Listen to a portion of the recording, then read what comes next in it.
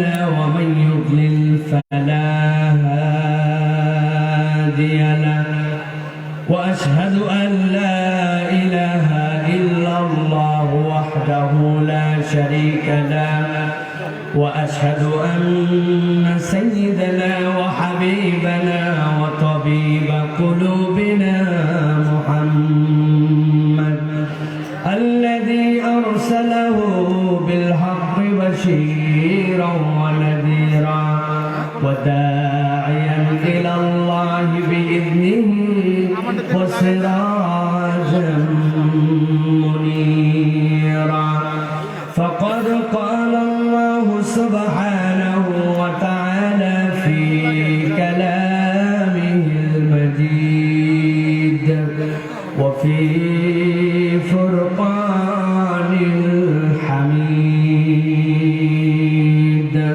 أعوذ بالله من الشيطان الرجيم بسم الله الرحمن الرحيم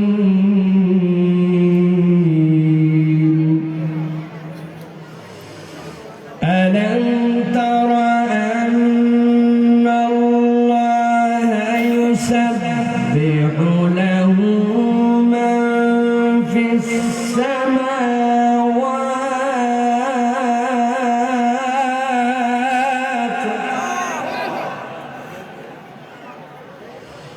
يسبح له من في السماوات والأرض والطير صافات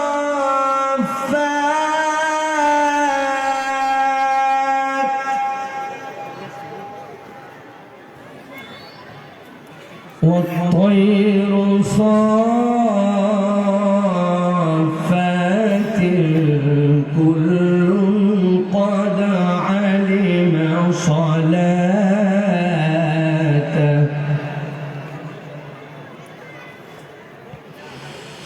كل قد علم صلاته وتسبيحه والله عليم بما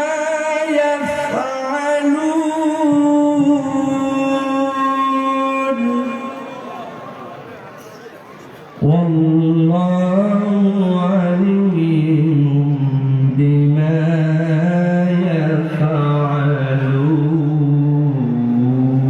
يفعلون وقال الله سبحانه وتعالى آمرا ومخبرا للمؤمنين والمؤمنات إلى يوم القيامة إن الله وملائكته يصلون على النبي يا أيها الذين آمنوا صلوا عليه وسلموا تسليما اللهم صل على محمد وعلى آل محمد كما صليت على إبراهيم وعلى آل إبراهيم إنك حميد مجيد اللهم بارك على محمد وعلى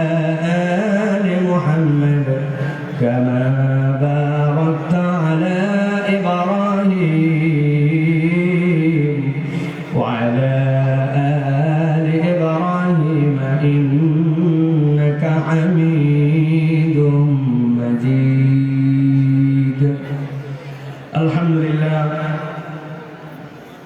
আজকের এই রিলা টেকনাফ কক্সবাজারের পুরাতন বাজার ছাত্র কল্যাণ পরিষদের উদ্যোগে বাৎসরিক তাফসীরুল কোরআন মাহফিলের সুযোগ্য সম্মানিত সভাপতি জনাব রাশেদ মাহমুদ আলী সাহেব, আজকের মাহফিলের সুযোগ্য সম্মানিত প্রধান অতিথি জনাব মুহতারাম মাহবুব মোর্শেদ সাহেব, আজকের মাহফিলের সম্মানিত সুযোগ্য আলোচকবৃন্দ, আমাদের প্রিয় শিল্পীবৃন্দ, আর কিছুক্ষণ পরেই কথা বলবেন শেখ আহমদুল্লাহ হাফিজাহুল্লাহ।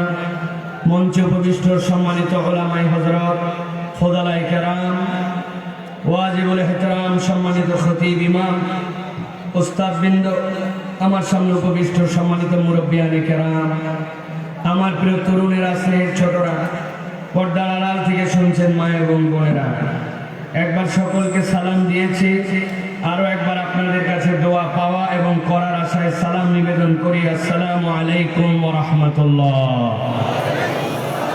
আপনারা ভালো আছেন ভাই?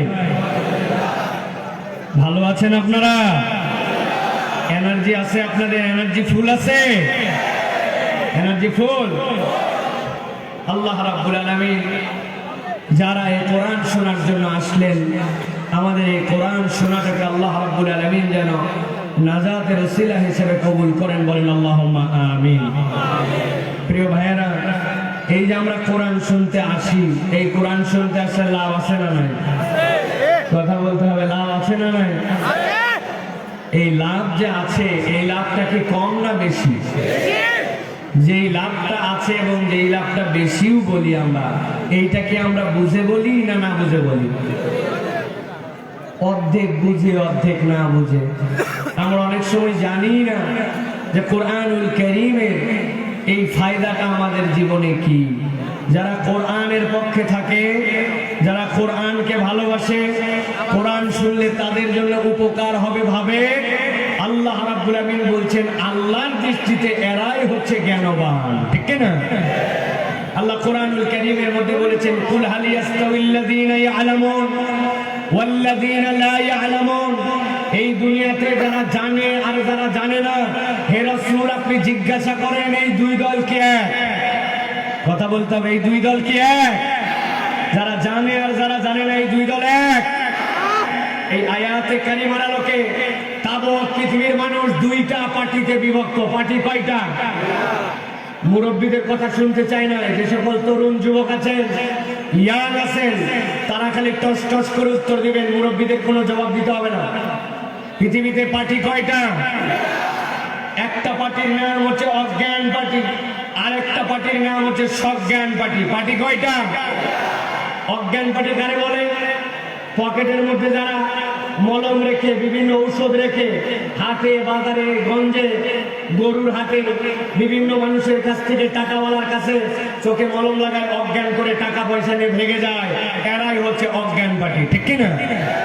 জিনা আন্দাজি হুজুর যা বলে তার সাথে খালি হো হো দিয়েন না, এটা দুনিয়ার দৃষ্টিভঙ্গিতে অজ্ঞান পার্টি।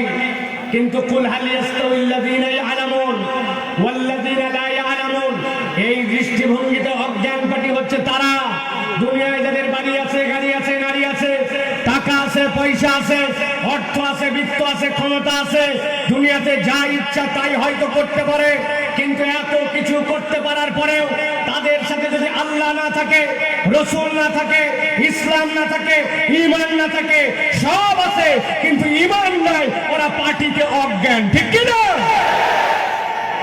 আরেকটা পার্টি হচ্ছে সজ্ঞান পার্টি।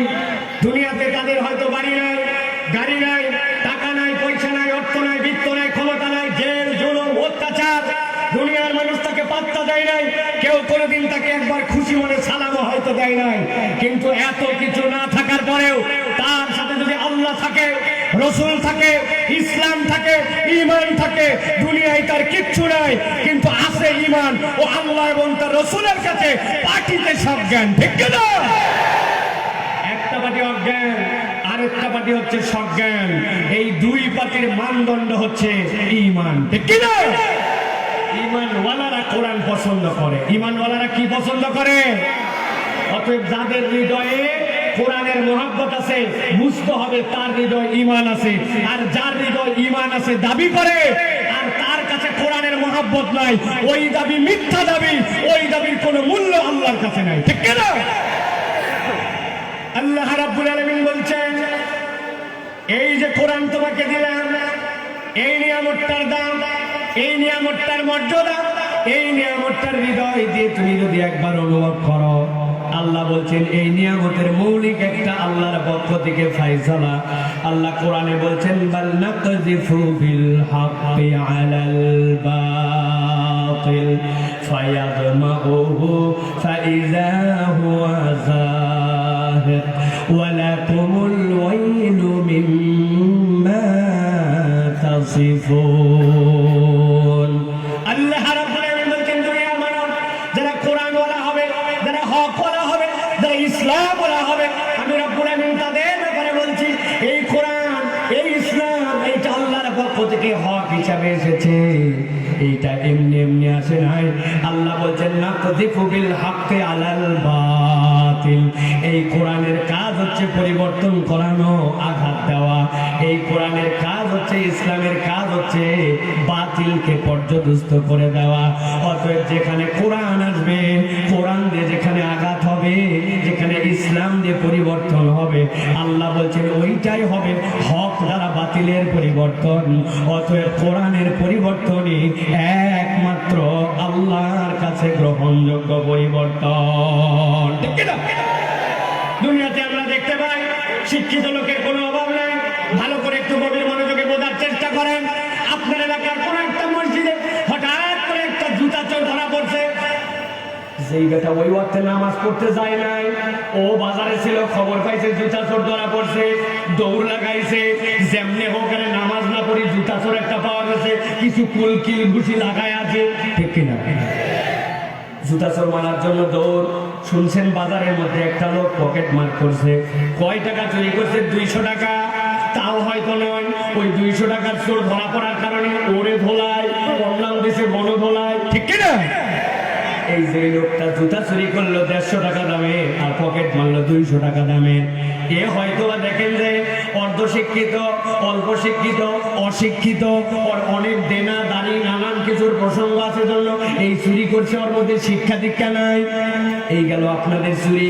যেই চুরির জন্য আপনি মারতে যান, গণধোলাই দেন, কিন্তু আপনি একটু বিবেক খাটায় দেখেন আমার দেশে এরকম অনেক কারবার হয়। ব্যাংকে টাকা আছে, হঠাৎ করে দেখে ব্যাংকের টাকা নাই। রিজার্ভ আছে, জানতাম দেখি রিজার্ভ চুরি হয়ে গেছে। সরকার দিছে প্রজেক্টের কাজ, প্রজেক্টের কাজ দেওয়ার পরে যেই রাস্তা চলার কথা যতদিন, তার অর্ধেক যায় না। যেই জায়গায় যা দেওয়ার কথা ছিল তা দেয় না। দেশের টাকা লোপাট করে, সরকারকে বিব্রত করে, মানুষের অধিকার মেরে খায়। এইগুলা কাজ যারা করে, আপনার কি মনে হয় এরা কি খুব অশিক্ষিত? কথা বলেন না, অশিক্ষিত? বিশাল বিশাল শিক্ষিত মানুষ, এক একজনের পড়ালেখা অনেক উপরে, এক একজন সচিব, এক একজন বড় বড় ব্যক্তিত্ব, কিন্তু আল্লাহ বলছেন তার পরিবর্তনটা, তার অন্তরটার যে পরিবর্তন দরকার, ওই পরিবর্তনটা, ওই শিক্ষাটা তার কোরআন দেওয়া হয় না। এই জন্য যত বড় শিক্ষিত অনেক সময় তত বড় চোর। ঠিক কিনা? আল্লাহ রাব্বুল আলামিন এই জন্য কোরআনে বলছেন বাল নাকযিফু বিল হাক্কি আলাল বাতিল। এই কোরআন, যে কোরআনের পরিবর্তন, একবার যদি এটা কোরআন দিয়ে হয়, হক দিয়ে হয়, আল্লাহ বলছেন এটা বাতিলের প্রতি যখন আঘাত করে, ফায়াদমাগু, ওই বাতিলকে কোরআন ইসলাম চূর্ণ বিচূর্ণ আর নিশ্চিহ্ন করে দেয়। সুবহানাল্লাহ। আপনার সাথে একজনের গন্ডগোল আছে, মারামারির মধ্যে আপনার হাতের মধ্যে একটা বাড়ি লাগাইছে, হাতটা আপনার ভেঙে গেছে। হাত ভাঙার পরে আপনি চলে গেছেন কক্সবাজার মেডিকেলে ভর্তি। আপনি ভাঙা হাত প্লাস্টার করা, শুয়ে শুয়ে ভাবে খালি হাতটা ভালো হোক। গ্রামে ফেরত আসি, আসার পরে বেটা তুই আমার এক হাত ভাঙছিস, তোর 2 হাত। ঠ্যাং ভাঙছে একটা, সামনে একটা 10 কেজির ওজন ঝুলাই দিছে পায়ের মধ্যে, পা সোজা করার জন্য। পঙ্গু হাসপাতালে শুয়ে শুয়ে ভাবতেছে আমার এক পা ভাঙছিস, পাটা খালি ঠিক হোক। গ্রামে ফিরি, তোর 2 পা, তোর বাপের 2 পা, তোর ভাইয়ের 2 পা, আমার এক পার বদলে তোর 6 পা ভাঙবো। ওইখানে শুয়ে শুয়ে পরিকল্পনা করে। ঠিক কিনা? আল্লাহ রাব্বুল আলামিন বলছেন এই উদাহরণ কেন দিলাম আমি তোমাদের জন্য?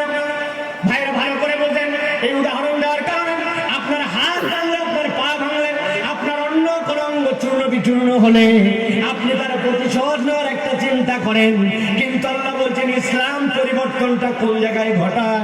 ইসলাম পরিবর্তন ঘটায় তার বিবেকে, ইসলাম পরিবর্তন ঘটায় তার অন্তরে।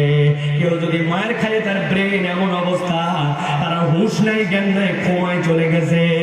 ওর হাত পা ভাঙ্গা থাকার পরেও আর ভালো থাকার পরেও কিছু যায় আসে না, তার ব্রেন ঠিক কিছুই ঠিক নাই। আল্লাহ বলছেন ইসলাম যে পরিবর্তন করে, কোরআন যে পরিবর্তন করে, এইটা মানুষের বিবেক আর অন্তরে পরিবর্তন করে। অতএব একবার যদি কেউ কোরআনওয়ালা হয়, আল্লাহ বলছেন ফাইযা হুয়া যাহিক, এইটা নিশ্চিহ্ন করে দিবে বাতিলকে। আল্লাহ বলছেন এরপরে ওয়ালা কুমুল ওয়াইলু মিম্মা তাসিফুন, কতই না খারাপ পরিণতি যারা এই কোরআনের সাথে কাউকে সামঞ্জস্যশীল করতে চায়, কোরআনের সাথে তুলনিত, কোরআনের সাথে অনুকরণীয়, কোরআনের মতো আর দুনিয়াতে কিছুই নাই, ঠিক না? অতএব সেই কোরআন আমরা শুনতে আসছি, এই কোরআনুল কারীম আপনার আমার জীবনে আল্লাহ রাব্বুল আলামিনের পক্ষ থেকে একটা বড় নিয়ামত। এই কোরআনওয়ালা যদি আমরা হই, এই কোরআন যদি একবার হৃদয়ে ধারণ করি, আল্লাহ রাব্বুল আলামিন বান্দাদের জীবনের সবচেয়ে নিম্ন স্তর থেকে উপর স্তর পর্যন্ত এমন পরিবর্তন করবেন যেটা আল্লাহর পক্ষ থেকে বান্দার জন্য ওয়াদা। অতএব কোরআনওয়ালা হওয়া ছাড়া আমাদের কোনো উপায় নাই, ঠিক না?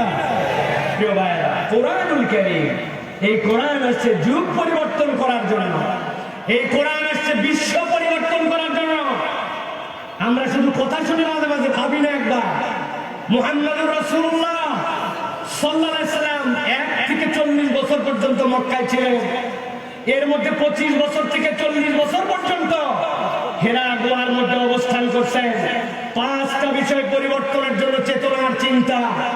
সমাজে এই মানুষগুলা নারীর ইজ্জত দেয় না, সমাজে এই মানুষগুলা যুদ্ধবাজ, সমাজে এই মানুষগুলা এতিমের সম্পদ খেয়ে ফেলে, সমাজের এই মানুষগুলা তারা এমন ধরনের আল্লাহর সাথে উপাস্য হিসেবে খানায় কাবাকে মূর্তি আকর বানাইছে, শিরক মুক্ত হয় না। আর এই মানুষগুলার দস্যুতা তাদের স্বভাবে পরিণত হয়েছে।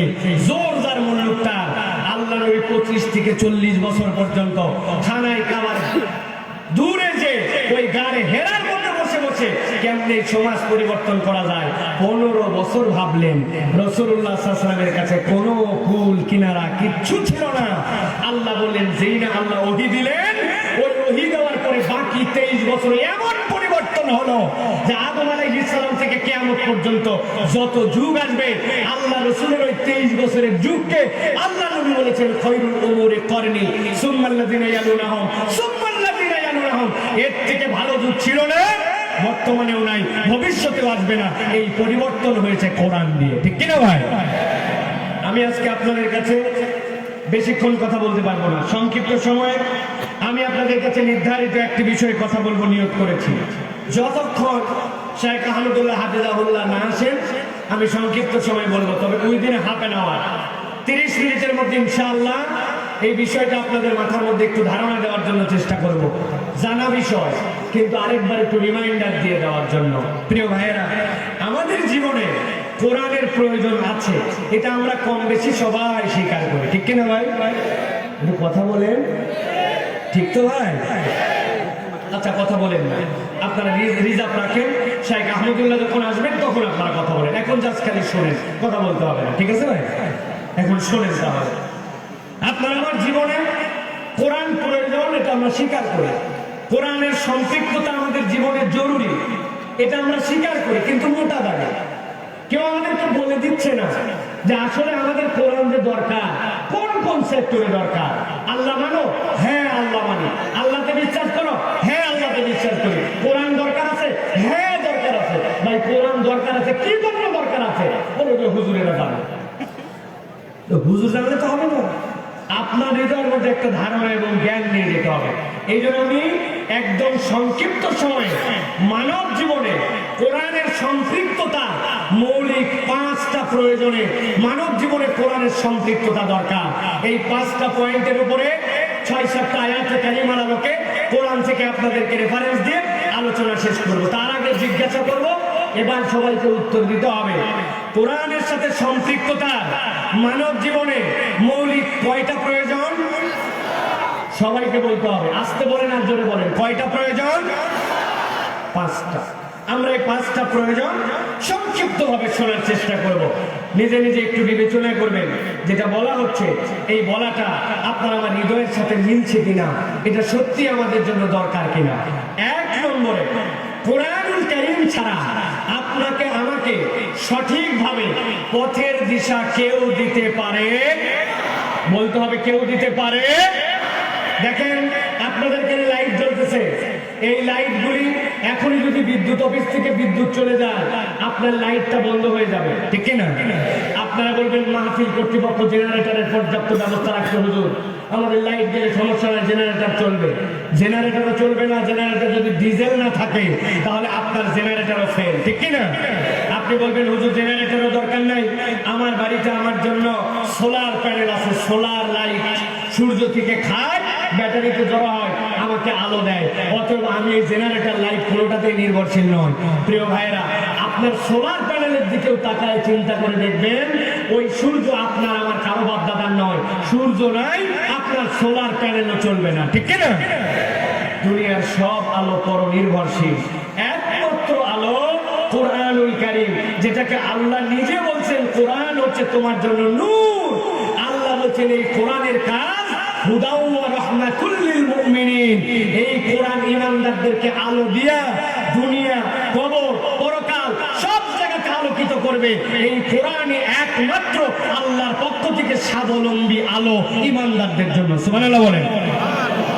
আল্লাহ রাব্বুল আলামিন বলছেন কোরআন আপনার জীবনের জন্য দরকার। এক নম্বরে আপনার পথের দিশা পাওয়ার জন্য, দুনিয়ার মানুষ তার পথের দিশার জন্য ডানে যাবে বামে যাবে, অমুক আদর্শের কাছে যাবে তমুক আদর্শের কাছে, কিন্তু আল্লাহ বলছেন কেউ যদি কোরআনহীন পথের দিশা খোঁজে, দুনিয়ার মানুষ কখনো প্রকৃত পথ এবং তার দিশা খুঁজে পাবে না।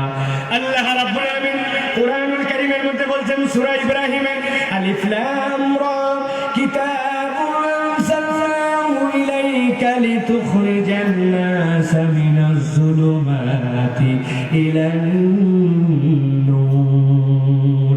আল্লাহ রাব্বুল আলামিন বলছেন দুনিয়ার মানুষ আমি তোমাদেরকে আলিফ লাম রা এটা দিয়ে অক্ষম বানায় দিলাম, এইটার অর্থ তোমরা বলতে পারো না, তুমি এখন অক্ষম। আমি আল্লাহ এখন তোমাকে এমন একটা সক্ষমতার পরিচয় দিচ্ছি, বান্দা একটু হৃদয় দিয়ে অনুভব করো।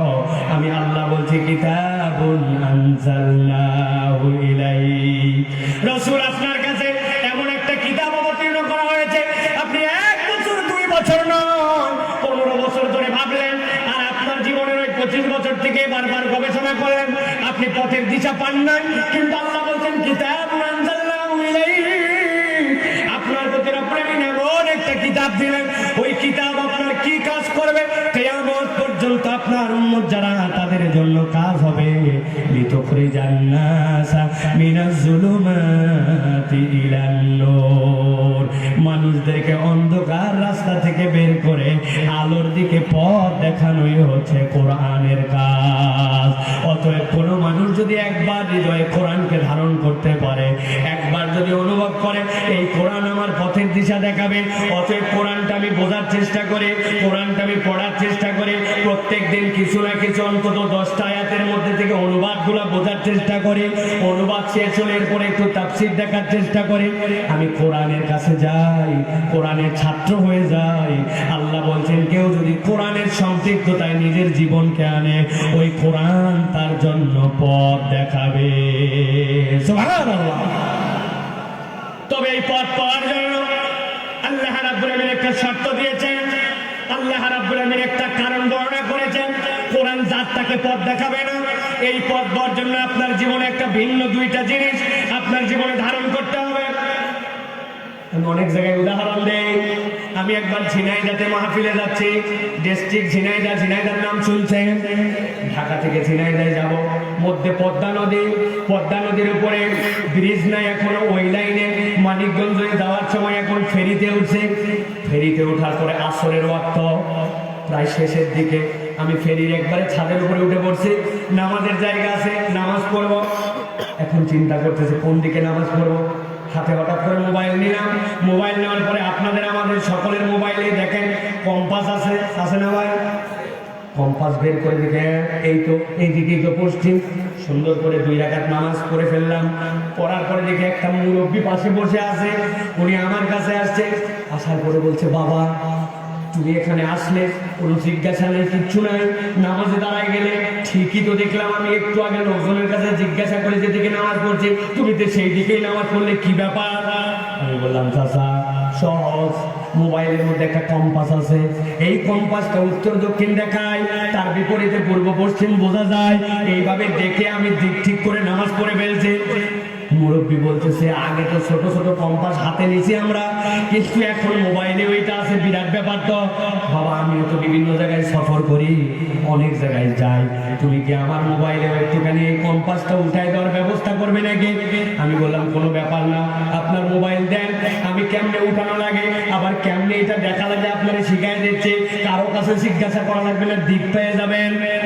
সেই না মুরব্বীকে বলছে মোবাইল দেন, মোবাইল আমার হাতের মধ্যে, মুরব্বীর সাথে সাথে একটা নোকিয়া 3220 ধরায় দিছে। কি মোবাইল দিছে? Nokia 3220 button. বুঝে থাকলে যুবকেরা বলেন, বাটন মোবাইলে গুগল প্লে স্টোর থেকে কম্পাস তো ইনস্টল করা যাবে? কথা বলেন যাবে? ওর মধ্যে কি গুগল প্লে স্টোর থেকে আপনার ইচ্ছা মতো অ্যাপস ডাউনলোড করা যাবে? আপনার যদি মোবাইলটা উপযুক্ত না হয়, আপনি তার মধ্যে অ্যাপস ডাউনলোড দিতে পারেন না, তাহলে আপনার কম্পাস ঠিকই কাজ করবে, আপনার কম্পাসের অ্যাপসও আছে, কিন্তু আপনার মোবাইল যদি উপযুক্ত না হয় তাহলে আপনার ওই মোবাইলে ওই অ্যাপস উঠবে না, ঠিক কি না? কোরআন আপনার জন্য হেদায়েতের কারণ, কোরআন আপনাকে পথের দিশাও দেখাবে, কিন্তু আল্লাহ বলছেন দুইটা বিষয় তোমাকে আগে ইনশিওর করতে হবে। আল্লাহ রাব্বুল আলামিন কোরআনুল কারীমের মধ্যে বলছেন সূরা মায়েদা 16 নম্বর আয়াতের মধ্যে আল্লাহ রাব্বুল আলামিন বলছেন ইয়াহদি বিহিল্লাহু মান ইত্তাবা'a রিদওয়ানাহু। আল্লাহ রাব্বুল আলামিন বলছেন দুনিয়ার মানুষ ভালো করে বোঝো, তুমি যদি এই কোরআনের প্রতি সন্তুষ্ট হও, একবার যদি তুমি হৃদয়ের মধ্যে তুমি ধারণ করতে পারো যে এই কোরআনকে আমি নিচ্ছি, এই কোরআন আমাকে হেদায়েত দিবে। আল্লাহ বলছেন ইয়াহদি বিহিল্লাহু মান ইত্তাবা'a রিদওয়ানাহু সুবুলাস সালাম।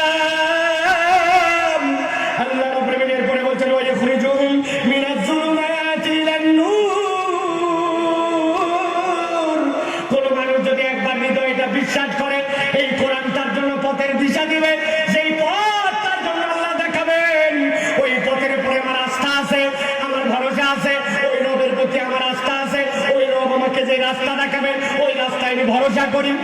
এই দুই গুণ যদি একবার হৃদয়ে কারো ধারণ করার হয়, আল্লাহ বলছেন কোরআন তাকে পথ দেখাবে, কোরআন তার জন্য পথের দিশা হবে। কিন্তু আপনি খালি উপরে উপরে খাপড়, কোরআন আল্লাহর গ্রন্থ, এটা মানতে হবে, এটা মানা উচিত, কিন্তু আপনার সামনে পরিবেশ পরিস্থিতি আসলে আপনি কোরআন সুকৌশলে এড়ায় যান, কোরআন মানতে চান না, নামাজের কোরআন মানেন, রোজার কোরআন মানেন, সুরের হাত কাটার কোরআন মানতে বললে আপনার আপত্তি হয়, আছে কিনা? আপনি হজের কোরআন মানেন, কিন্তু আপনার মেয়ের বিয়েতে যেই কোরআন আপনাকে যেভাবে বিয়ে করাতে বলছে আপনি বিয়ের কোরআন আর মানেন না, আপনার তখন ইচ্ছা মতো বিয়ে শাদী দেন, ছেলেদের যৌতুক খাওয়ান, গান বাজনা করেন, ইসলাম যা বলে না তাই করেন। নামাজের কোরআন তার ভালো লাগে, কিন্তু নিকার কোরআন তার ভালো লাগে না। তার মানে আপনার জীবনে দুইটা জিনিস ইনস্টল হয় না, একটা আপনার জন্য মানিত্তাবা'a রিদওয়ানাহু সুবুলাস সালাম। যতক্ষণ পর্যন্ত আপনি স্বীকার করে পূর্ণ কোরআনের প্রতি সন্তুষ্ট না হবেন, এইটাই আপনাকে পথ দেখাবে, এর প্রতি মুতমাইন না হবেন, ততক্ষণ পর্যন্ত কোরআন আপনার জন্য পথের দিশা হবে না, ঠিক না? এই জন্য আমি মাঝে মাঝে বলি, কিছু কিছু মানুষের এখন ইমানের পরিচয় ও ইমানের কালমার ধরন পরিবর্তন করা লাগবে। আমরা যারা পুরা কোরআনের সব কিছু মনে করি আল্লাহর পক্ষ থেকে, এবং এই কোরআনময় জীবন হোক, সমাজ হোক, রাষ্ট্র হোক, এইটা যারা বিশ্বাস করে তারা বলে আমানতু বিল্লাহ ওয়া মালাইকাতিহি ওয়া কুতুবিহি, জানেন তো এইটা। কিন্তু আপনার যদি যে পর্যন্ত আপনার ভালো লাগে ওই পর্যন্ত আপনি স্বীকার করেন, আর যে পর্যন্ত আপনার সাথে যায় না ওই পর্যন্ত যদি না মানেন, তাহলে আপনার কালেমা চেঞ্জ করেন, আপনি কালেমা বলেন আমানতু বিল্লাহি ওয়া মালাইকাতিহি ওয়া কিছু কিছু কুতুবিহি। কি বলবেন? বলেন ওয়া কিছু কিছু কুতুবিহি।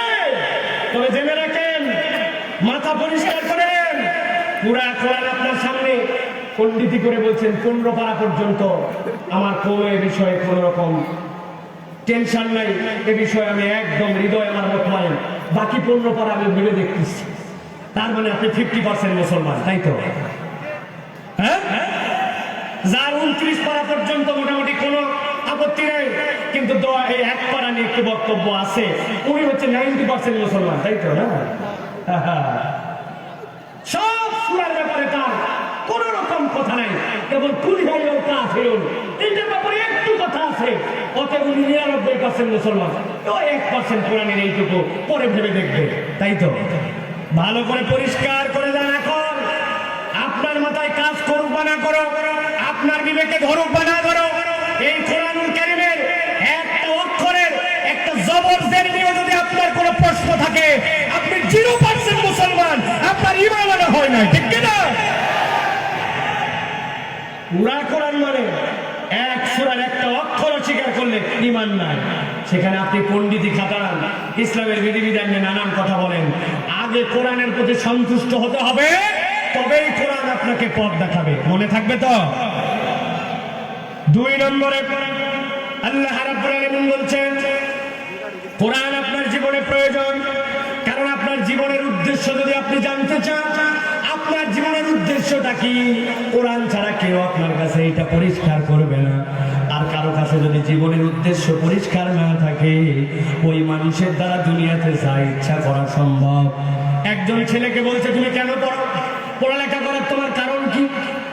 ওই ছেলে বলছে আমি ভালো করে পড়ালেখা করবো, অনার্স পাস করবো, মাস্টার্স পাস করবো, এরপরে বিসিএস ক্যাডার হবে, তারপরে চাকরি বাকরি একটা করবো, এরপরে ইচ্ছা মতো কামাই রুজি করবো, এরপরে বাড়ি বানাবো, গাড়ি বানাবো, সমাজে প্রভাব প্রতিপত্তি করবো। হালাল না হারাম ওর কাছে জিজ্ঞাসা করছেন, ও বলছে এইগুলা তো জানি না, আমার তো জীবনের টার্গেটে টাকা বানানো, ওইটা কি হালাল না হারাম, কেমনে আসবে কেমনে আসবে না, এটা তো আমার জানা নাই। এরকম হাজার হাজার যুবক আছে, লক্ষ লক্ষ তরুণ আছে, আজ পর্যন্ত নিজের জীবনের উদ্দেশ্য ঠিক করতে পারে নাই। কখনো মনে করে এইটা হব, কখনো ওইটা হব, এইটা করব এইটা করব। আল্লাহ বলছেন না না বান্দা, আমি আল্লাহ কোরআন দিয়ে তোমাকে তোমার জীবনের উদ্দেশ্য জানাই দিতে চাই। আল্লাহ রাব্বুল আলামিন বলছেন আল্লাযী খালাকাল মাউতা ওয়াল হায়াতা লিয়াবলুয়াকুম আইয়ুকুম আহসানু আমালা। আমার রাব্বুল আলামিন বলছেন ও দুনিয়ার মানুষ, তোমাকে জীবন দিল কে, তোমাকে মারবে কে? তুমি যদি এটা বিশ্বাস করো তোমার রব, তাহলে যিনি তোমাকে জীবন দিবেন আর যিনি তোমাকে মারতে পারেন ওই রব তোমার জন্য জীবনের উদ্দেশ্য বলে দিচ্ছেন। তুমি তোমার জীবনের উদ্দেশ্যটা কোরআন থেকে খুঁজে নাও। আল্লাহ বলছেন আইয়ুকুম আহসানু আমালা। আমার বান্দা হওয়ার পরে আমি তোমাদের জন্য টার্গেট নির্ধারণ করলাম, কে আমার জন্য উত্তম আমল করতে পারে। পারফেক্ট আমল নয়, কথা বোঝেন? আমরা অনেক সময় পারফেক্ট হওয়ার জন্য খুঁজে বেড়াচ্ছি। দুনিয়াতে প্রতিযোগিতা হয় মিস্টার পারফেকশনিস্ট, দুনিয়ার মধ্যে সবচেয়ে নিখুঁতকে, দুনিয়ায় কোনো নিখুঁত বলে কিছু নাই। আল্লাহ বলছেন বান্দা আমি তোমার থেকে দেখতে চাই তোমার জীবনের উদ্দেশ্য হবে আহসানু আমালা, আল্লাহর জন্য উত্তম আমল, উত্তম প্রচেষ্টাকারী তোমাদের মধ্যে কে হতে পারো। কেননা আল্লাহ যদি একবার বলতেন বান্দা তোমার উত্তম প্রচেষ্টা নয়, বরং তোমার সম্পূর্ণ প্রচেষ্টা অথবা তোমার জন্য মকবুল প্রচেষ্টা দেখতে চায়, দুনিয়ার কোনো মানুষের 2 রাকাত নামাজ কবুল হতো কিনা সন্দেহ। আপনি নামাজে দাঁড়ায় গেছেন, নামাজে দাঁড়াতে দেরি, মন বাহিরে যেতে দেরি নাই। ওইটা হুজুরের জন্য যেরকম, ছাত্রের জন্য সেরকম, সাধারণ মানুষের জন্য সেরকম। বুকে হাত দিয়ে এই কথা বলতে পারার লোকের বড় অভাব। এমন ভাবে 2টা রাকাত নামাজ পড়ছি, আমার নামাজ আল্লাহ কবুল না করে পারবেই না, এরকম করে আমরা কি বলতে পারবো ভাই? তাহলে বলতে যদি না পারি তাহলে আমার এই নামাজের কি হবে? আমার এই নামাজ কোথায় যাবে? আমি তো নামাজে দাঁড়ানোর পরে বাজারে চলে গেছি, দোকানে চলে গেছি, আমি মাহফিলে চলে গেছি, আমার একটু তো কনসেন্ট্রেশন নাই, ইচ্ছা মতো আমার মন মানসিকতা এক এক দিকে দৌড় লাগাইছে। আমার এই নামাজের তাহলে কি হবে? আল্লাহ বলছেন তোমার ওই নামাজের কাজ হবে জীবনের উদ্দেশ্য বোঝো, আইয়ুকুম আহসানু আমালা। আল্লাহ বলছেন তুমি নামাজে দাঁড়ানোর পরে চেষ্টা করছো আল্লাহ তোমার দিকে মনোযোগ রাখতেছে, সানা শেষ, হঠাৎ করে মনোযোগ চলে গেছে, আবার মনোযোগ নিয়ে আসছেন, সূরা ফাতিহা শেষ, আবার অন্যদিকে খেয়াল গেছে, আবার মনোযোগ, নামাজের মধ্যে 5, 7, 10 বার মনোযোগ আসে না। নবীজির দেওয়া ট্রিটমেন্ট অনুযায়ী আউযু বিল্লাহি মিনাশ শাইতানির রাজিম, বাম দিকে 3 বার থুতু ফেলছে, তারপরেও মনোযোগ থাকে না। আল্লাহ বলছেন, বান্দা মনে কষ্ট নিস না, আমি আল্লাহ তোকে তো পারফেকশনিস্ট হতে বলি নাই, আমি আল্লাহ বলছি উত্তম প্রচেষ্টাকারী হ। তোর জীবনের টার্গেট এইটা, যেই বান্দা এই দিকে খেয়াল করে আল্লাহর জন্য ইবাদতে নিমগ্নতা রাখার চেষ্টা করবে, মন বারবার ছুটে গেলেও আল্লাহ তার ওই প্রচেষ্টাটাকে কবুল নামাজ হিসাবে লিখে নিবে। আল্লাহ রাব্বুল আলামিন এই জন্য বলছেন, বান্দা তুমি তোমার জীবনের টার্গেট যদি বুঝতে চাও, তোমার জীবনের যদি উদ্দেশ্য জানতে চাও, তাহলে কোরআনের কাছে তোমাকে বারবার ফিরতে হবে। আল্লাহ বলছেন আরেকটা তোমাদের জন্য জীবনের উদ্দেশ্য আমি আল্লাহ বললাম। আল্লাহ বলছেন, কুনতুম খায়রা উম্মাতিন উখরিজাত লিন-নাস তা'মুরুনা বিল মা'রুফ ওয়া তানহাউনা আনিল মুনকার। এই দুনিয়ার মানুষ, আমি আল্লাহ রাব্বুল আলামিন আদম আলাইহিস সালাম থেকে কিয়ামত পর্যন্ত যত মানুষ ছিল, সব মানুষকে একটা পাটে আলাদা করলাম।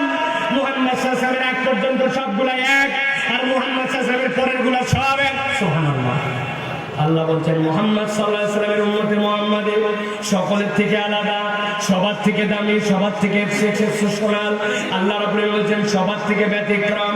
কেন? কুনতুম খায়রা উম্মাহ উখরিজাত লিন-নাস। শতবারে আয়াত শুনছে, শত মজলিসে বয়ান হয়েছে, কিন্তু হৃদয়ের মধ্যে বুঝি নাই যে এইটা আল্লাহ আপনার আমার জীবনের উদ্দেশ্য বানাইছেন। আল্লাহ বলছেন তুমি উত্তম, তুমি শ্রেষ্ঠ, এর অন্য কোনো কারণ নাই। এর কারণ হচ্ছে আল্লাহ তোমাকে অপর ভাইয়ের জন্য সৃষ্টি করছেন। সুবহানাল্লাহ। দুনিয়ার মানুষের ধারণা আমি পার্সোনাল, আমিত্ব, সব কিছু খালি আমার, সব দুনিয়া আমার, ঠিক কিনা? কিন্তু আল্লাহ বলছেন তোমার তো কিছুই না। কুনতুম খায়রা উম্মাহ উখরিজাত লিন-নাস, তোমাকে তো আমি আল্লাহ অপর ভাইয়ের জন্য সৃষ্টি করছি। একটু ঠান্ডা মাথায়, সুর আর ওয়াজ নয়, একটু ঠান্ডা মাথায় ভাবেন। কোন একটা মানুষ ভেবে নিছে আরে আমাকে আল্লাহ সৃষ্টি করছেন উনার জন্য কোনো ক্ষতি নয়, উনার জন্য কোনো ক্ষতি নয়, উনার জন্য কল্যাণ হয়, এই জন্য নাকি আমার আল্লাহ সৃষ্টি করছেন।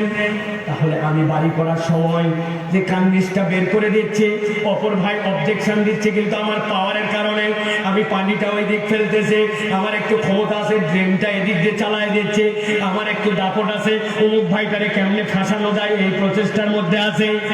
না, আল্লাহ তো আমারে বলছে আমি অমুকের উপকারের জন্য আমাকে আল্লাহ অমুকের কল্যাণের জন্য সৃষ্টি করছে। তাহলে যেই মানুষকে আল্লাহ মানুষের কল্যাণের জন্য সৃষ্টি করলেন, ওই মানুষে ধোকা দিবে কেমনে, ওই মানুষে ফাঁকি দিবে কেমনে, মিথ্যা মামলায় জড়াবে কেমনে, তার অধিকার হরণ করবে কেমনে? আল্লাহ বলছেন এই বোধ জাগ্রত করার জন্য কোরআন। একবার যদি তোমার এই বোধ জাগ্রত হয়ে যায়, ওই মানুষের থেকে আল্লাহর কাছে আর কোনো দামি মানুষ নাই। আল্লাহ পরে বলছেন জীবনের উদ্দেশ্য আরেকটা তোমরা জেনে নাও, সমাজ এমনি পরিবর্তন হবে না, তোমার জীবনের উদ্দেশ্য জানার দ্বারা সমাজ পরিবর্তন হবে। আল্লাহ বলছেন খায়রা উম্মাহ উখরিজাত লিন-নাস, তোমার কাজ কি হবে? তা'মুরুনা বিল মা'রুফ ওয়া তানহাউনা আনিল মুনকার। আল্লাহ বলছেন তুমি সৎ কাজের আদেশকারী হবে, অন্যায় থেকে মানুষকে ফিরাবে। একদম সাইলেন্ট, চুপ করেন সবাই, নিঃশ্বাসের শব্দ ছাড়া কোনো শব্দ নাই। একটু ভাবেন আর চিন্তা করে দেখেন, আমাদের সমাজের প্রকৃতার্থে ন্যায় কাজের আদেশ আর অন্যায় থেকে ফিরানোর আমলটা কি আছে ভাই? কথা বলেন, আছে। যদি এইটাই থাকতো সমাজ চেঞ্জ হয়ে যেত। একটা ছেলেকে বাপ দিছে 100 টাকা দোকানে চুল কাটার জন্য, দোকানে গেছে, সামনে যায় আগেই দেখছে একটা শিবপাঞ্জি ছাড়, একটা উল্লুক ছাড়, একটা ভাল্লুক ছাড়, একটা উমুক কাঠ, না ভাল্লুকটাই চয়েস, এরপরে চুল এখানে বাঁধছে, বাঁধার পরে এদিকে শ্বাস, এদিকে শ্বাস, এদিকে 3 টান, এদিকে 2 টান দিয়ে টিয়ে সেই রকম স্টাইল করে টোরে বাড়িতে চলে যাচ্ছে। হঠাৎ করে মোড়ের মধ্যে দাঁড়ায় আছে তার একজন বড় ভাই, এলাকায় তার একটা সম্মান আছে, দায়িত্বশীল। এটা তোর কেমন চুল কাটা? এটা তো কোনো সভ্য ভদ্র মানুষের চুল কাটা হতে পারে না, সমাজে বখাটের এরকম করে চুল কাটে। এক্ষুনি বললাম সাইজ করে দিব, দোকানে যাই 0 মার যদি বাঁচতে চাস। বড় ভাইটা যদি দাপটওয়ালা সত্যিকার হয়, সৎ কাজের আদেশ করার মতো মন মানসিকতা হয়, সমাজ যদি এরকম হয়, তাহলে এরকম বখাটে চুল কাটার মতো সাহস ওই সমাজের ছেলেরা করার সাহস করবে না, ঠিক না? কিন্তু সেই ছেলে ওটা বলতে যাবে, ও তো ভাল্লুকরে বলতেছে নিজেই শিয়াল ছাক, ও কেমনে বলবে, ঠিক না? তুই বিড়ি খাস মানে আমার এলাকার মধ্যে এতটুকু বয়সে তোর এত বড় দুঃসাহস, তুই সিগারেট খোর। প্রায় পরের দিন দেখলে তোরে সাইজ করে ফেলবো। এই কথা বলবে কেমনে? যেটা সিগারেট খাওয়ার জন্য বকবে ওইটা তো গাঞ্জা খোর, ওইটা ইয়াবার সাপ্লাইকারী, ঠিক না? আল্লাহ বলছেন কুনতুম খায়রা উম্মাহ উখরিজাত লিন-নাস তা'মুরুনা বিল মা'রুফ। তোমার নিজের হৃদয়ের মধ্যে ধারণ করো তোমরা একটা গোষ্ঠী হও, তোমরা এরকম মানুষ হও, আমার সমাজে খারাপ কাজ হবে না, আমার সমাজে কোনো বাজে কাজ হবে না, আমার সমাজে গুনার কাজ হবে না, আমার সমাজে অন্যায় হবে না। এইরকম কতগুলো চরিত্রবান কোরআনওয়ালা যুবক হতে হবে যারা সৎ কাজের আদেশ করবে। আল্লাহ বলছেন এটা তোমার জীবনের উদ্দেশ্য, কি না? আপনার জীবনের উদ্দেশ্য জানেন না? এখন একটু বিবেচনা করেন আল্লাহর খেলাটা কোন জায়গায়। আপনি আপনার জীবনের উদ্দেশ্য জানছেন, আপনার সৎ কাজের আদেশ করা লাগবে, এটা আপনার উদ্দেশ্য, আপনি জানেন এটা আপনার কাজ। যেই লোক জানে আমার সৎ কাজের আদেশ করা লাগবে, ওই লোক কি বুঝে সুঝে নিজে খারাপ কাজ করতে পারবে? আমি মানুষের ওয়াজ করে ভালো হওয়া লাগবে, আমি কেমন এই কাজ করে? আল্লাহ বলছেন এটা 1 নম্বর। আর 2 নম্বরটা আরো কঠিন, আরো গুরু দায়িত্ব। আল্লাহ বলছেন আর 2 নম্বর তোমার জীবনের উদ্দেশ্য কোরআন থেকে জানো, ওয়ানাহি আনিল মুনকার। আমি আল্লাহ বললাম অন্যায় হবে যেখানে ওইটার প্রতিবাদ করা, ওইটাকে ফিরানো, ওখান থেকে মানুষকে দূরে রাখা, এইটা একজন ইমানদারের জীবনের উদ্দেশ্য। তাহলে আমরা আমাদের জীবনের উদ্দেশ্য যদি সৎ কাজের আদেশ আর অন্যায় থেকে মানুষকে ফেরানো এইটা দায়িত্বের মধ্যে নেই, তাহলে এই সমাজের চেহারা পরিবর্তন হবে কিনা? হবে কিনা? হবে কেমন করে? আমরা তো নবীজি হাদিস উল্টাই ফেলছি। নবীজি বলছেন মান রাআ মিনকুম মুনকারান ফালিয়াতাগাইয়িরহু বিয়াদিহি ফাইন লাম ইয়াস্তাতি ফাবিলিসানিহি ফাইন লাম ইয়াস্তাতি ফাবিকলবিহি যালিকা আদাফুল ঈমান। আল্লাহ নবী বলছেন প্রথমে ক্ষমতা, তারপরে মুখ, তারপরে তোমার জন্য অন্তরের ঘৃণা। আপনি পুরো হাদিস উল্টাইছেন। সমাজে কোনো খারাপ দেখে আপনি বিরাট ভালো মুসলমান, উনি আগের থেকে বলে আস্তাগফিরুল্লাহ, সমাজটা নষ্ট হয়ে গেল, লা হাওলা ওয়ালা কুওয়াতা। উনি আগের থেকে আস্তাগফিরুল্লাহ। আপনার আগে মুখ দিয়ে প্রতিবাদ, শক্তি দিয়ে প্রতিরোধ কোথায় গেল? আপনি আগে আস্তাগফিরুল্লাহ বলেন কেন? আপনার আগে আস্তাগফিরুল্লাহ বলার কারণে সমাজ কখনো ভালো হবে না, আরো খারাপ হবে, ঠিক কি না? আমার উদাহরণ আপনাদের শুনে ফেলার কথা। মসজিদের সামনে কুত্তা মরছে, ফজরের নামাজের সময় সিঁড়ির সামনে স্টক করে মারা গেছে। সকালবেলা ইমাম সাহেব চিন্তা করছে মরার জায়গা ভালো না, মসজিদের প্রথম সিঁড়িতে মরছে কুকুর। ইমাম সাহেব লাভ বন্ধ করে গেছে, মরা মুসল্লিরাও লাভ দেখেছে। যে নামাজ শেষ হওয়ার পর সবাই বলছেন বসেন, কুত্তা সরানোর জন্য দোয়া হবে। সবাই মিলে দোয়া করছে, আল্লাহ এই কুত্তার উপরে মরার জায়গা পারো, তোমার ঘরের সামনে মরে গেছে আল্লাহ, এতগুলা বাংলা ফজরের নামাজে। এরপরে দোয়া করে আল্লাহ মেহেরবানি করে তুমি কুত্তা সরাইয়া দাও। এই দোয়া করে লাভতে লাভতে লাভতে সবাই বেরোয় গেছে। জোহরের সময় কুত্তা সরে যাবে। জোহরের সময় এসে দেখবেন মাছি লাগছে কুত্তার গন্ধে, মসজিদের ভিতরেও কিছু গন্ধ, ঠিক না? আপনাদের এলাকায় চিন্তা করছেন সকালবেলা সিন্নি ছাড়া দোয়া, এই দোয়া কি কবুল হয়? সেক্রেটারি ঘোষণা দিয়েছে আসরের সময় তবারক দিয়ে সিন্নি দিয়ে কুত্তা সরানোর জন্য দোয়া হবে। কাজ হবে ভাই? কাজ হবে না। 1 দিন 2 দিন দোয়া করবেন আর আপনি খালি ঘৃণা করবেন, মসজিদে যাওয়া বন্ধ হবে কুকুরের গন্ধে। দায়িত্ব কি? আগেই ঘৃণা নয়। যেই ব্যক্তির ক্ষমতা আছে সে মিউনিসিপ্যালিটি থেকে লোক ডেকে আনবে, পৌরসভার লোককে খবর দিবে, সভাপতি সেক্রেটারিকে ডাক দিবে, ওইটাকে সরানোর জন্য বলবে,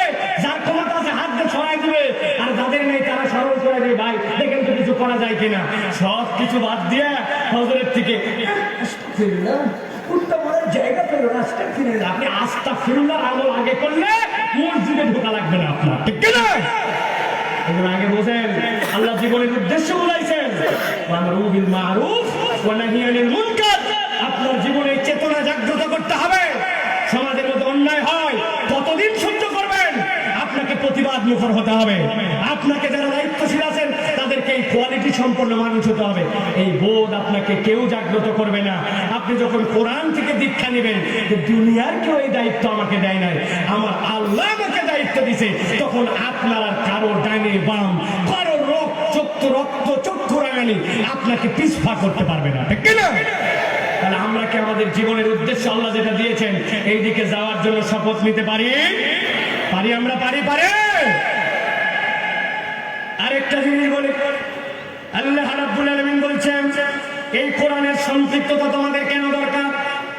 এটা খুবই জরুরি, খুব বেশি জরুরি আপনার হৃদয়ে ধারণ করার জন্য। একদম সংক্ষিপ্ত বলে, জীবনের সত্যতা এবং সততার অনুভব যদি আপনি পেতে চান, কোরআনুল কারীম ছাড়া আপনাকে জীবনের সত্যতা আর সততার অনুভব কেউ দিতে পারবে না। আল্লাহ রাব্বুল আলামিন বলছেন, আল্লাযীনা ইউমিনুনা বিল গায়বি ওয়া ইউকিমুনাস সালাতা ওয়া মিম্মা রাযাকনাহুম ইউনফিকুন। আমার আল্লাহ রাব্বুল বলছেন, দুনিয়ার মানুষ, তুমি যদি তোমার হৃদয়ে সত্যতার অনুভব একবার হৃদয়ে জাগ্রত করতে চাও, আল্লাহ বলছেন কোরআন ছাড়া তোমার হৃদয়ে সত্যতার অনুভব জাগ্রত হবে না। কেননা আল্লাহ মানুষের বিবেকটা স্বল্প দিয়েছেন। ওয়ামা উতীতুম মিনাল ইলমি ইল্লা কলিলা, আপনার হৃদয়ে বিবেকটা কম, অতএব সব আল্লাহর বিধান আপনার হৃদয়ে ধরবে না। কোন ব্যক্তি যদি একবার আল্লাহর প্রতি, গায়েবের প্রতি বিশ্বাস এনে ফেলে, আল্লাহ বলছেন ওই হৃদয়টা আল্লাহর সত্যতা এবং সততা এইটাতে উদ্ভাসিত হবে এবং ওই ব্যক্তিটা তার হৃদয়টার মধ্যে প্রশান্তি খুঁজে পাবে। কথাটা কঠিন হয়েছে, একটা ছোট্ট উদাহরণ দেন, আপনাদের কাছে পানির মতো পরিষ্কার হবে। দেখেন, আপনাদের ধরেন বলছে, কিন্তু ভালো করে চিন্তা করে দেখেন, আল্লাহ মাফ করুক, আপনাদের এলাকায় মনে করেন কোনো একটা বন, কোনো একটা বখাটে 2-3টা ছেলের দ্বারা নির্যাতিত হয়ে গেছে, তাকে সন্ধ্যার সময় ধরে নিয়ে চলে গেছে, যাওয়ার পরে তার সাথে বাজে আচরণ করছে। ধরেন এই মেয়েটাকে সকালবেলা উদ্ধার করা হয়েছে, সে সমাজের কতগুলো পাশবিক ব্যক্তির দ্বারা নির্যাতিতা। এখন ওই ছেলে, যেই মেয়েটা অসুস্থ এরকম ভাবে, এখন তার ভাই আছে একজন, তার বয়স ধরেন 20-21 বছর, কথার কথা। এখন সেই মেয়ের ভাই মাথা গরম, আমার বোনের সাথে অন্যায় আচরণ করা হয়েছে, তার তো বেকার হয়ে গেছে, সে যা ইচ্ছা তাই করে ফেলবে এরকম। হঠাৎ করে 3জন লোক মিলে 2টা ছেলের ধরে আনছে, বলছে শোনেন, যে জায়গায় সে অন্যায় করছে সিসি ক্যামেরা ছিল, দেখে প্রমাণ পাওয়া গেছে এই 2 ছেলেই অন্যায়কারী। এই আপনার ভাইয়ের সামনে এনে, ওই মেয়ের ভাইয়ের সামনে এনে 2জনকে দাঁড় করাইছে যে এখন আপনার যা ইচ্ছা এর সাথে আপনি তাই করেন, কি করবেন আপনি করেন। ওই ছেলে কি বলবে ভাই? ওর বুকে যদি রক্ত থাকে আর বোন যদি তার আপন হয় আর যদি একটু পুরুষ মানুষ হয়, তাহলে বলবে যে আমার বোনের সাথে এরকম অন্যায় করেছে, আমি প্রয়োজনে ফাঁসি কাস্টে ঝুলবো, কিন্তু আগে আমার হাতে একটা বটি দাও অথবা ছুরি দাও, এই 2টার কল আগে ঘরের থেকে নামাবো, তারপরে আমার যা হয় হোক। কথা বলেন, বলবে কিনা? বলবে কিনা? এটাই বলবে সে বলবে না এই কথা। থাক, তারা তো বোঝে না, ইয়ার মানুষ বয়সের কারণে করে ফেলছে, অতএব এদেরকে মাফ করে দাও, পরে দেখা যাবে, আর যেন এরকম করো না তোমরা। হ্যাঁ, এটা বলবে না কি? এটা বলবে না। একটা বোন নির্যাতিত হলে তার জন্য ভাইয়ের হৃদয়ে রক্তক্ষরণ হয়ে সে তাকে দুনিয়ার থেকে তুলে দিতে যাবে, কিন্তু আমরা দুনিয়ার মধ্যে অতি বিবেক বলা কত মানুষ দেখতে পাই। আল্লাহর আইন, আল্লাহর বিধান, জেনার আইন, আল্লাহ রাব্বুল আলামিনের চোরের বিধান, এইগুলো যখন তাদের সামনে বলা হয়, তারা তখন বলে 1400 বছর আগের বর্বর আইন, এইটা পাথর মেরে একটা মানুষকে মেরে ফেলবে, এটা কেমন কথা, এটা আমরা মেনে নিতে পারি না। একটা চোর চুরি না হয় করছেই, কিন্তু তার হাত কেটে দিবে, একজন নয় হত্যা করে ফেলছে, তার বদলে তাকেও হত্যা করে ফেলে দিতে হবে, এটা কেমন কথা? আসলে 1400 বছর আগের ব্যাকডেটেড বিধান আমরা মেনে নিতে পারি না, এরকম কতগুলা লোক বলে কিনা? যেই লোক এই কথা বলে ওই লোকই তার বোনের বিচার নিজে হাতে করতে চায়। আল্লাহ রাব্বুল আমিন বলছেন, তোমার বোধ ও বুদ্ধিতে সবসময় একরকম নিরপেক্ষতা তুমি ধরে রাখতে পারবে না, কিন্তু কেউ যদি আল্লাহর আইনে একবার বিশ্বাস করে ফেলে, তার হৃদয়ে এমন সত্যতার অনুভব হবে, সে বিশ্বাস করবে আল্লাহর আইন যদি সমাজে বাস্তবায়িত হয়, কোরআনের আইন যদি সমাজে চালু হয়, তাহলে ওর তার বোন কেমন নয়, পুরা পৃথিবীর সকল মা এবং বোনকে এই কোরআনের আইন দ্বারা হেফাজত করা সম্ভব, ঠিক কিনা? এটাই কোরআন, এটা আপনার সত্যতার অনুভব। এটা যদি কোরআনের প্রতি আপনার বিশ্বাস না হয়, আল্লাহ রাব্বুল আলামিন বলছেন, আল্লাযীনা ইউমিনুনা বিল গায়ব, আপনি যদি পরকাল, আপনি যদি সব কিছু গায়েব যেগুলো আপনার জ্ঞানে ধরে না, এটার বিশ্বাসে পূর্ণতা না থাকলে এইটা আপনার হৃদয় দ্বারা বাস্তবায়ন করা সম্ভব নয়। প্রিয় ভাইরা, এই জন্য আমরা বলবো যে এই যে আল্লাহ রাব্বুল আলামিন আপনার আমার জন্য যে বিধিবিধানগুলোর কথা বলেছেন, আল্লাহ রাব্বুল আলামিন কোরআনুল কারীমের যে সম্পৃক্ততার কথা বলেছেন, আপনাদের কাছে 3টা বিষয় রিমাইন্ডার দিয়ে গেলাম। জীবনের উদ্দেশ্য বুঝতে হলে কোরআনের কাছে আসতে হবে, পথের দিশা পেতে হলে কোরআনের কাছে আসতে হবে, মনের অশান্তি দূর করে হৃদয়ের সত্যতার অনুভব জাগ্রত করতে হলে কোরআনের কাছে আসতে হবে। এটা কি খালি কোরআনের মাহফিলে, নাকি কোরআন পড়া জানা লাগবে, কোরআন শেখা লাগবে? লাগবে কিনা? খুব মাহফিলে এসে হইচই করি, নিজের বাচ্চাকে কোরআন পড়তে দেয় না, নিজের কোন সন্তানদেরকে মাদ্রাসামুখী করি না। আমি আপনাদের কাছে একটা পরামর্শ দিয়ে যাব, আপনার বাচ্চার বয়স 5 বছর, 6 বছর, 7 বছর, এই 3টা বছর আপনি নুরানি মাদ্রাসায় আপনার বাচ্চাকে ওয়াকফ করেন। আপনার বাচ্চা 3-4 পারা হেফজ করবে, 100টা হাদিস মুখস্থ করবে, ইসলামের বেসিক বিধিবিধান জানবে, এরপরে ডাক্তার, ইঞ্জিনিয়ার যা মনে চাই তাই বলেন, কিন্তু তার জীবনের শুরুটা কোরআন দিয়ে দেন। এইটা তার হৃদয়ের আলো হবে। ওয়াজ শুনতে ভালো লাগে, হো বলতে ভালো লাগে, কোরআনের পক্ষে জীবন স্লোগান দিতে ভালো লাগে, কিন্তু বাচ্চা কাচ্চাকে কোরআন মুখী করতে আমাদের ভালো লাগে না, ঠিক কিনা? অথবা আমাদের বাচ্চাকে কি আমরা কোরআনওয়ালা বানাবো? বানাবো। আল্লাহ আমাদেরকে তৌফিক দান করুন, বলেন আল্লাহুম্মা আমিন। প্রিয় ভাইয়েরা, 2টি বিষয় আপনাদের কাছে বলবো প্রিয় ভাইয়েরা, যে দুটি অত্যন্ত গুরুত্বপূর্ণ 2টি বিষয় আমাদের সামনে। একটা হচ্ছে, আমরা সাম্প্রতিক সময় দেখেছি বাংলাদেশে একটা, আপনারা জানেন, হলি আর্টিজানের ঘটনা ঘটেছিল। এই ঘটনার পরে এখানে কিছু বখাটে, এখানে কিছু ইসলামের নাম ব্যবহারকারী, উগ্রতাবাদী, সন্ত্রাসী, তারা নানান কাজ করে বাংলাদেশের ভাবমূর্তি ক্ষুণ্ণ করার চেষ্টা করেছিল। এই সময় 22 জনের মতো মানুষ এখানে মারা গিয়েছিল হলি আর্টিজানে। এই সন্ত্রাসী এবং ইসলামের নামে এই সকল বাজে জঙ্গিবাদ যেগুলি, এইগুলি ইসলাম কখনো সমর্থন করে না। সেখানে 22 জন মানুষ মারা গিয়েছিল, কিন্তু এই 22 জন মানুষ মারা যাওয়ার কয়েক বছর পরে এখন নতুন করে একটু এই পরিবেশ ঘোলাটে করার জন্য, এখানে একজনকে বীর সাজানোর জন্য একটা সিনেমা নির্মাণ করা হচ্ছে এটাকে নিয়ে। সেখানে কি ঘটেছিল, বাংলাদেশের পিবিআই, বাংলাদেশের ডিজিএফআই, বাংলাদেশের এনএসআই, তারা পর্যন্ত যেহেতু অ্যাটাক করে তাদেরকে নিশ্চিহ্ন করা হয়েছিল, ভিতরে পূর্ণ তথ্য তাদের কাছে নাই, কিন্তু কেউ কেউ এটাকে নিয়ে সিনেমা বানায়, কেউ কাউকে হিরো বানানোর জন্য চেষ্টা করতেছে। যাদেরকে নিয়ে হিরো বানানোর চেষ্টা করা হচ্ছে, ভারতীয় একদল মুভি মেকার, হানসাল মেহতা তার নাম, সে এইখানে কাউকে আয়েশা নাম দিয়েছে, কাউকে ভিন্ন নাম দিয়েছে। একটা মেয়ে সেখানে মারা গিয়েছিল, সেই মেয়েটার নাম ছিল অবিন্তা, তার মা রূপা আহমেদ। তিনি নিজে বলেছেন যে আমার মেয়েকে এই জায়গায় আয়েশা নাম ব্যবহার করে সিনেমা বানানো হচ্ছে, এই সিনেমার সাথে আমাদের কোনো সম্পর্ক নাই। যেহেতু ওইখানে কেউ হিরো আর কেউ জিরো এরকম ছিল না, 22 জন মানুষকেই সেখানে নৃশংসভাবে হত্যা করা হয়েছিল। অথচ এই সকল বাজে কোনো সিনেমা বানায়, এই সকল বাজে কোনো বিষয় উপস্থাপন করে ইসলামকে এবং বাংলাদেশের ভাবমূর্তিকে আমরা ক্ষুণ্ণ হতে দিতে পারি না। এই জন্য এই সকল বাজে যে সকল সিনেমা, এই সকল অযৌক্তিক যে সকল সিনেমা, এটার দ্বারা ইসলামকে খাটো করার প্রকারান্তরে প্রচেষ্টা চলে। এই সকল বিষয় থেকে আমাদেরকে সতর্ক থাকতে হবে। আল্লাহ আমাদেরকে সতর্ক থাকার তৌফিক দান করুন, বলেন আল্লাহুম্মা আমিন। হাযা মা ইনদি ওয়াল ইলমু ইনদাল্লাহ। সুবহানাকাল্লাহুম্মা ওয়া বিহামদিকা আশহাদু আল লা ইলাহা ইল্লা আনতা আস্তাগফিরুকা ওয়া আতুবু ইলাইক। ওয়াসসালামু আলাইকুম ওয়া রাহমাতুল্লাহি ওয়া বারাকাতুহু। লিল্লাহি তাকবীর, লিল্লাহি তাকবীর। শেখ আহমদুল্লাহর আগমন, শেখ আহমদুল্লাহর আগমন। আলহামদুলিল্লাহ। আলহামদুলিল্লাহ আপনাদের যার আশায় এত সময় আপনারা অধীর আগ্রহ অপেক্ষা করছিলেন।